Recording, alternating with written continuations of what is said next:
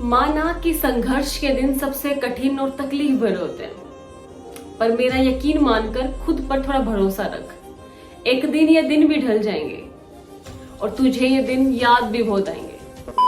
Hello everyone, it's Shivani. I am second professional MBA student. तो ये मेरी नीट 2024 के लिए पहली वीडियो है। मैं बहुत दिन से वीडियो नहीं डाल रही थी क्योंकि मैं चाहती थी आप लोग थोड़ा रेस्ट करो।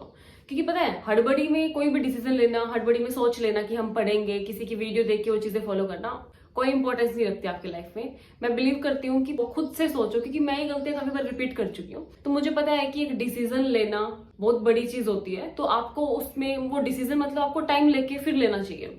ऐसे नहीं कि कोई बोल रहा है तो उसकी सुन के ले लिया, या फिर आप आज कुछ ज्यादा मोटिवेट हो रखे हो तो उस मोटिवेशन के चक्कर में कोई इतना बड़ा डिसीजन ले लिया कि बाद में पछताना पड़े फिर।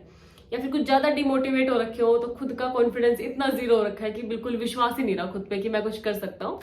तो ऐसी जब भी कोई सिचुएशन हो ना, तो कभी कोई डिसीजन नहीं लेना चाहिए, ठीक है। तो इसलिए मैं इतनी दिनों से वीडियो नहीं डाल रही थी कि चलो आप लोगों को टाइम दिया जाता है अच्छा खासा, ताकि आप सोच लो। तो अभी काफी दिन हो गए, मुझे लगता है कि अब डिसीजन ले लिया होगा। तो चलो, अगर डिसीजन ले लिया तो I am here to motivate you, जो भी आपने डिसीजन लिया हो। तो अब बात करते हैं उन बच्चों की जिन्होंने डिसीजन लिया है कि वो ड्रॉप लेंगे इस बार, या फिर जो बच्चे इस बार नीट की तैयारी कर रहे हैं, तो उन बच्चों के लिए मैं बता दूं। देखो, सबसे पहली चीज पता है आपको क्या करनी है। अभी आप ये मत सोचो मुझे इतने सारे मैसेजेस आ रहे हैं कि कैसे पढ़ना स्टार्ट करूं, कौन सी बुक ले लूं, फलाना ढिमकाना। फिलहाल के लिए मत सोचो। फिलहाल के लिए मतलब जब स्टार्ट कर रहे हो उस टाइम के लिए आपकी स्टार्टिंग पता है कैसी होनी चाहिए कि आप 23 का पेपर लेके बैठो साइड में, और आप एनसीईआरटी में वो चीज ढूंढो कि ये वाला क्वेश्चन कहाँ से पूछा गया है। क्योंकि जब मैंने खुद से ये चीज की थी ना, मुझे अभी भी याद है, तो मैं इतनी सरप्राइज हो गई थी देख के कि एनसीईआरटी तो मैंने 10 बार पढ़ी थी, फिर भी मेरे क्वेश्चन कैसे गलत हो गया। तो आपको पता होना चाहिए कि एनसीईआरटी से पर्टिकुलर इस लाइन से क्वेश्चन कैसे फ्रेम होके आ सकता है। तो ये आपको पता चलेगा जब आप पीवाईक्यूज देखोगे, या फिर आप 23 का पेपर तो बेस्ट है, आप वो उठा के और एनसीईआरटी में मतलब ढूंढो कि सारे क्वेश्चंस कहाँ से आए हैं, और फिर लिस्ट बनाओ कि कितने क्वेश्चन बिल्कुल एनसीईआरटी से डायरेक्ट आए हैं, कौन से थोड़े से घुमा फिरा के आए। तो पहले पता है आपको, पहले पता होना चाहिए कि आपको कैसे पढ़ना है, क्या पढ़ना है, तब जाके बुकों के पीछे भागो आप। तो मेरा मानना तो यही है कि सबसे पहले आप एनसीईआरटी में हाईलाइट कर लो उन जगह को, उन लाइंस को कि 23 में क्वेश्चन कहाँ से पूछा गया था, ताकि जब आप एनसीईआरटी खोल के बैठो ना, तो आपको अलग लेवल का एक अप्रोच मिलेगा चैप्टर की तरफ कि मुझे किस टाइप से पढ़ना है। क्योंकि 23 में तो ऐसे क्वेश्चन आ गया था, मतलब मैं तो लास्ट ईयर तक ऐसे पढ़ ही नहीं रहा था। तो आपको इससे थोड़ा आइडिया मिल जाता है, और ये चीज आपको सच में हेल्प करेगी और मोटिवेट भी करेगी कि हाँ, पूरा पेपर जो है वो 3 एनसीईआरटी में से आता है। नेक्स्ट चीज, अगर मैं बात करूं कि आपका टाइम टेबल क्या रहना चाहिए पूरी साल के लिए या फिर कुछ भी, तो अब हम बड़े नंबर की बात कर सकते हैं। जैसे मैं बोल सकती हूँ कि हाँ, हाउ टू स्कोर 680+, क्योंकि अब 1 साल है आपके लिए, वो चीज पॉसिबल है। प्रैक्टिकली देखी जाए तो वो चीज पॉसिबल है। अगर आप अभी से स्टार्ट करते हो ना, अभी से आप 0 से भी स्टार्ट करते हो, आपके बेसिक्स भी क्लियर नहीं है, तब भी आप आराम से 680+ कर सकते हो। आपका अप्रोच सबसे पहले होना चाहिए कि अभी मेरे पास 1 साल है, तो सबसे पहले मैं बेसिक्स क्लियर करता हूँ। क्योंकि लास्ट के टाइम पे जब 23 का लास्ट चल रहा था, तो मैंने कभी आपसे नहीं कहा कि अपने बेसिक क्लियर करो, क्योंकि वो टाइम ही नहीं था बेसिक क्लियर करने का। अभी आपके पास 1 साल पड़ी है। पिछले साल तो बच्चों को 1 साल मिली भी नहीं थी, कम टाइम मिला था काफी उनको।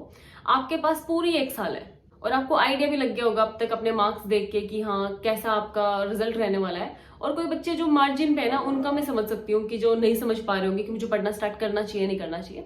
पर जिनके कम मार्क्स हैं, या फिर जो अभी इस बार मतलब नीट देंगे, तो मैं मानती हूँ कि आपको अब पढ़ना स्टार्ट कर देना चाहिए। तो अगर अब मैं ये बात करूँ कि आपको कैसे पढ़ना चाहिए टाइम टेबल, तो आप पता क्या करो, अपना सोने का और उठने का स्लॉट सेट कर लो। क्योंकि काफी बच्चे ऐसे हैं जो ऑफलाइन कोचिंग लेते हैं, कुछ बच्चे ऐसे हैं जो ऑनलाइन कोचिंग लेते हैं, तो हर किसी का अप्रोच डिफरेंट होने वाला है। तो आप अपना उठने का सुबह टाइम फिक्स कर लो कि हाँ, मुझे इस टाइम उठना है। अलार्म बजते ही मुझे पता है मेरे साथ सबसे बड़ी चीज क्या होती थी उठते टाइम पे, मुझे पता है हमेशा से यूँ लगता था कि मैं अभी तो सोई थी, अभी मैं उठ गई, तो मुझे ये लगता था कि नहीं, काश मैं थोड़ा और सोऊं। तो मैं पता क्या करती थी, मैं हमेशा 2 अलार्म लगाती थी।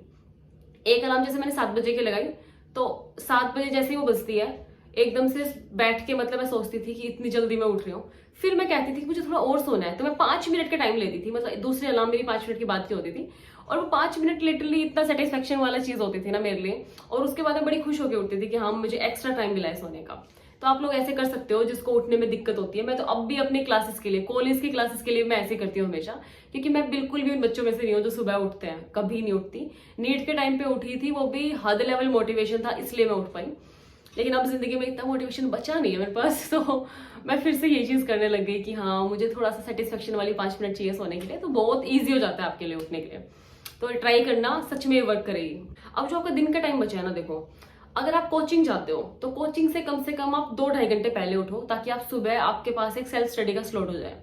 क्योंकि आप कितनी भी कोचिंग ले लो, कितना भी कोई भी आपको पढ़ा दे, कुछ नहीं हो पाएगा जब तक आप सेल्फ स्टडी नहीं करोगे ना, खुद से चीजों को एनालाइज नहीं करोगे, एनसीईआरटी खुद से नहीं पढ़ोगे, तब तक कुछ भी नहीं हो सकता। तो सुबह कोचिंग जाने से पहले अपना 2.5 घंटे का 2 घंटे का स्लॉट रखो और उसमें सेल्फ स्टडी करो। उसके बाद आप कोचिंग पे जाओ। और कोचिंग भी अभी आप लोगों ने नहीं ली होगी, मैं मान रही हूँ अभी से। अगर कोचिंग आप ले रहे हो ना तो थोड़ा सा स्मार्ट वर्क करना यार। कोचिंग में बहुत एक्स्ट्रा पढ़ा देते हैं, हद लेवल एक्स्ट्रा पढ़ा देते हैं। बायोलॉजी को इतना खींच देंगे ना कि मुझे अपनी कोचिंग के दिन याद आते हैं कि वो प्लांट किंगडम जो एनसीईआरटी में मुश्किल से 4-5 पेजों का चैप्टर है ना, जिसमें एनसीईआरटी में डायरेक्ट क्वेश्चन एनसीईआरटी से एग्जांपल्स वगैरह आते हैं, उस प्लांट किंगडम की क्या बताऊं, पूरी रामायण भरवा दी थी एक नोटबुक में हमारी।